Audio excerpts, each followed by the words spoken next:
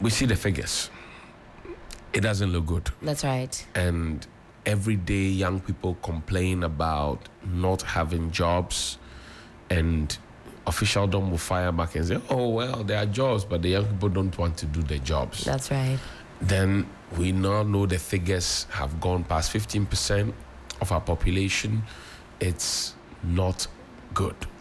It's not good at all. When you juxtapose it against the number of Ghanaians that are multi-dimensionally poor, that of course plays a very, very big role. And like you said, with young people and their predictions for the future, you just have to sit on social media for one day and just peruse the thoughts of young Ghanaians of varying ages. Even now, add the not so young Ghanaians, and you see that the situation is not good.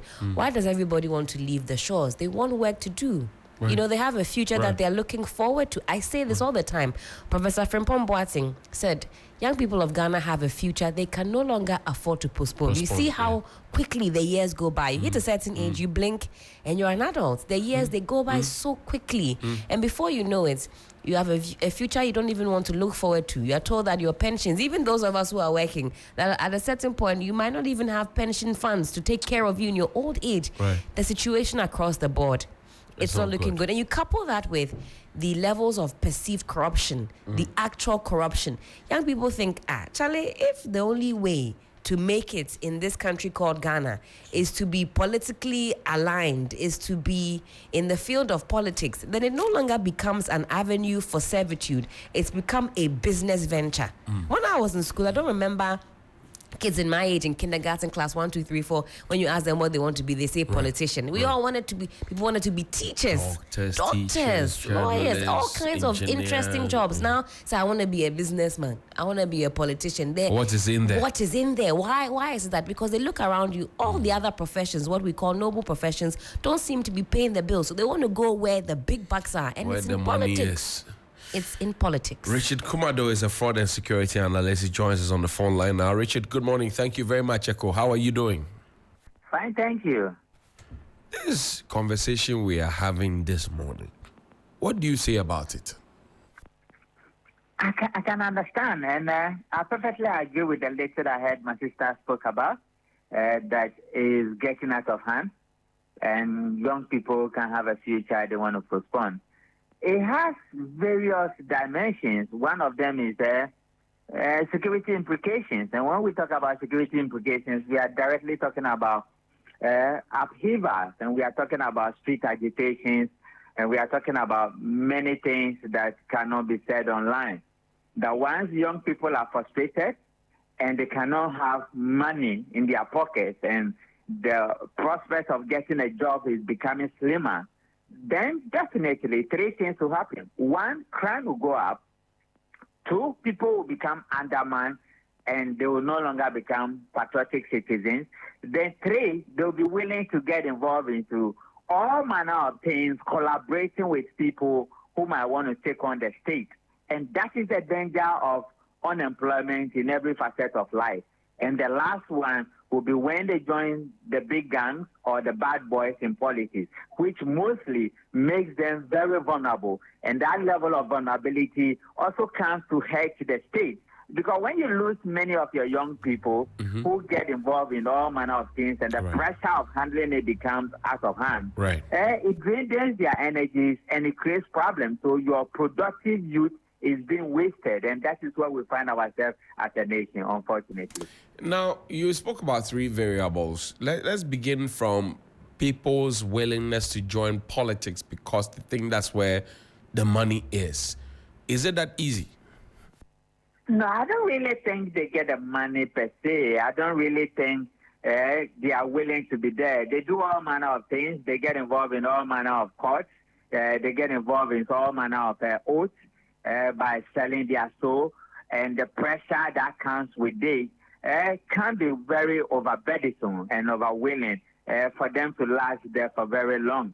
We live in this country, and if you take from 1992 or if you take from the year 2000, you can do a quick map of many of the young people by then who have done politics and where they are now and what are the kind of lives they are living, and whether they are even becoming productive and add anything of value to society. And so it's just a brink of life. and it's just a quick glance, and you may think young people get into politics and they make all kinds of money. But we look at them from far and we realize that these ones have been destroyed.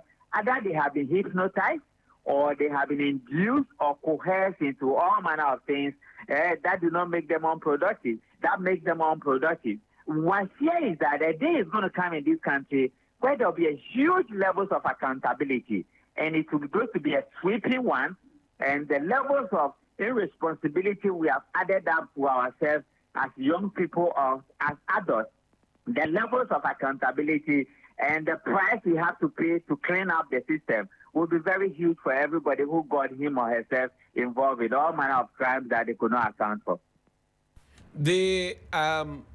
The quest for young people to survive and thrive at all times is always there.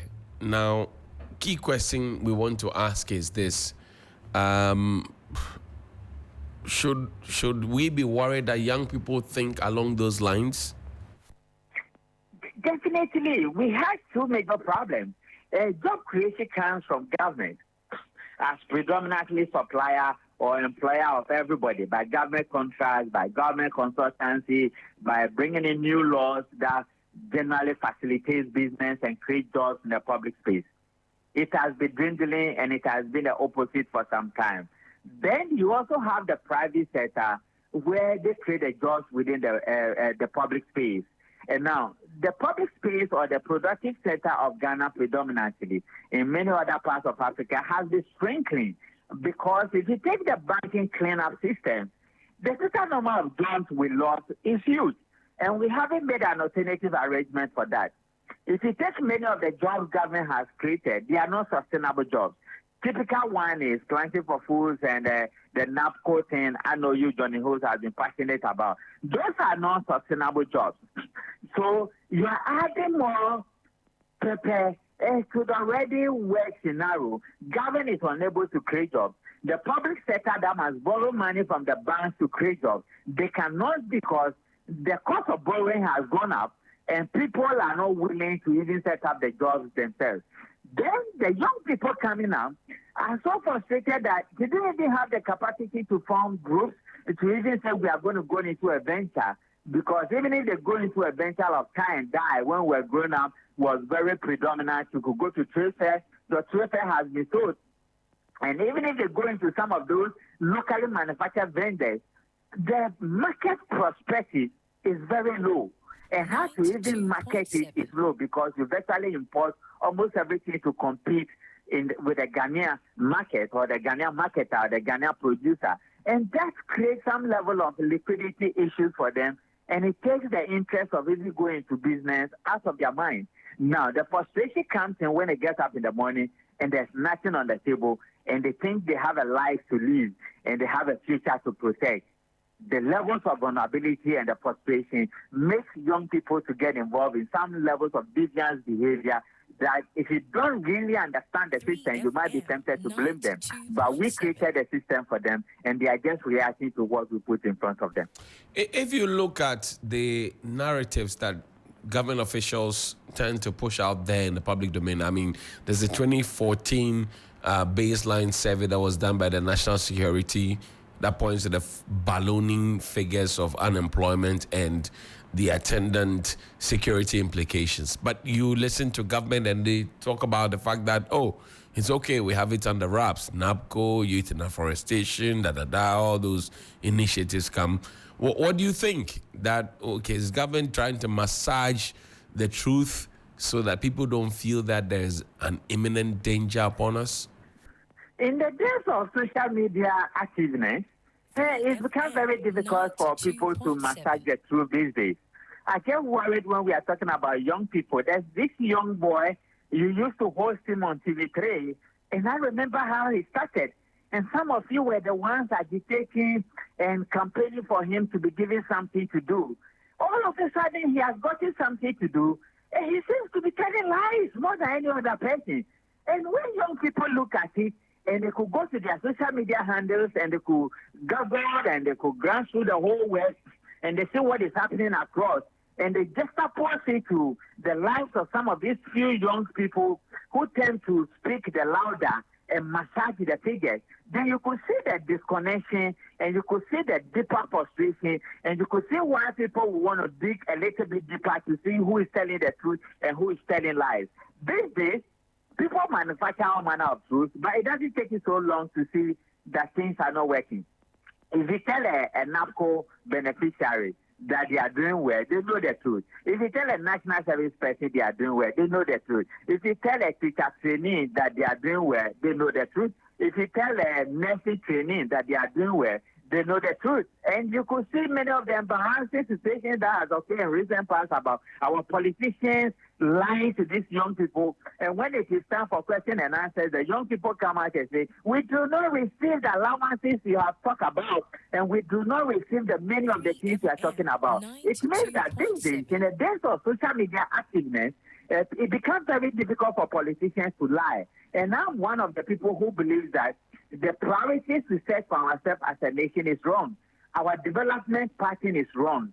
And the way we think, the psychology of our nation is wrong.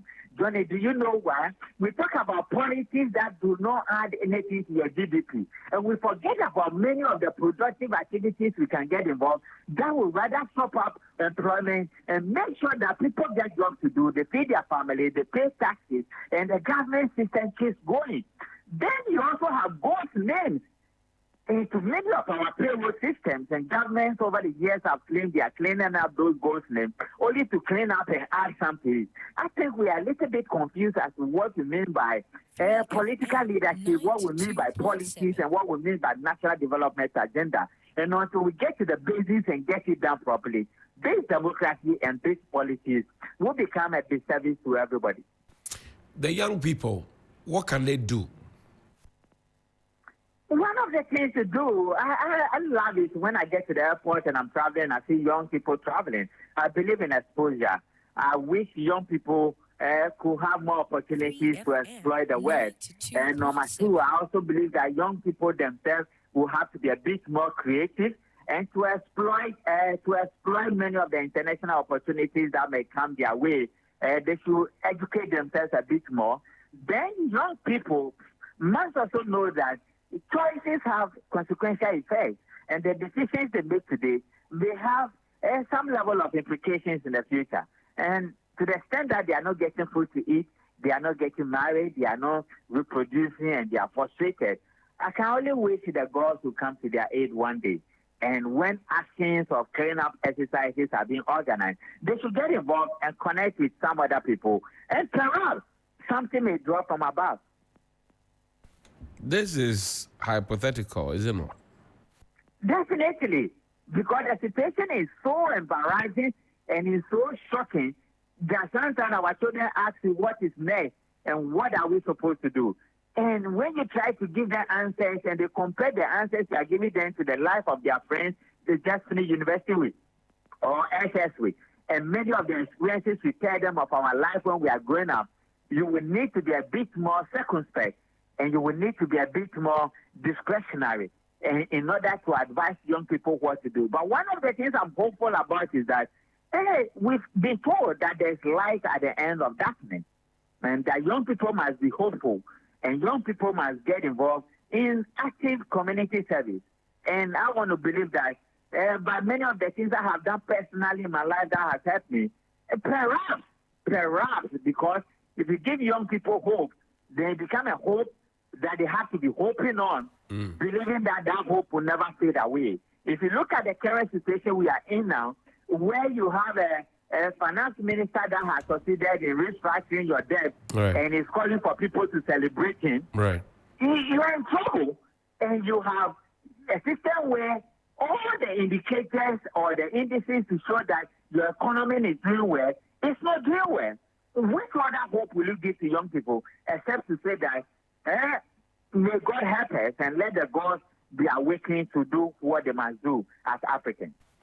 If you met the president today, what will Richard Kumado tell him regarding this conversation?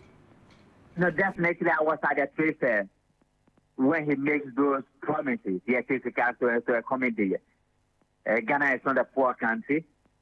We can do it together. I think I'm more disappointed in our president. Many of the things he said he has not lived by them. they turn out to be lies. They turn out to be falsehood, particularly his vice president.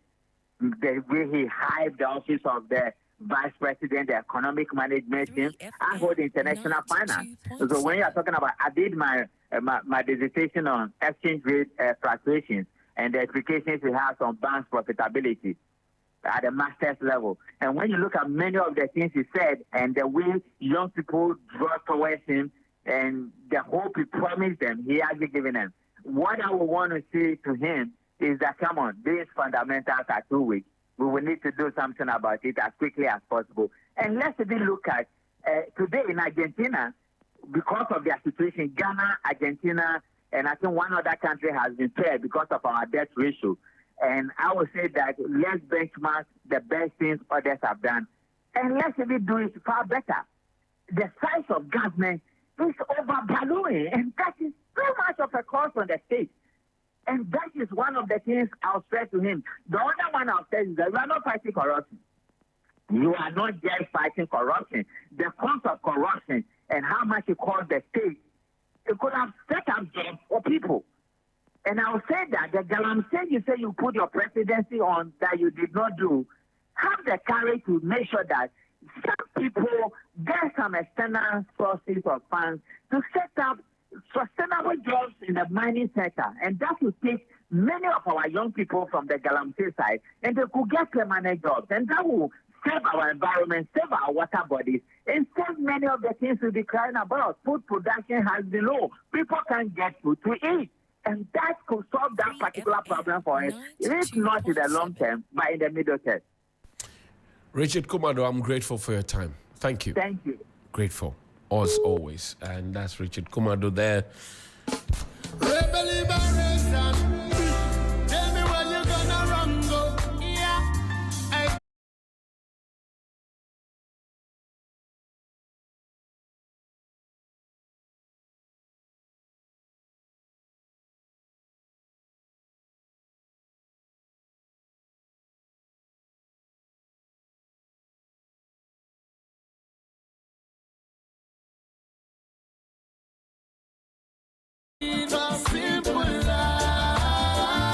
Helena Piambofu.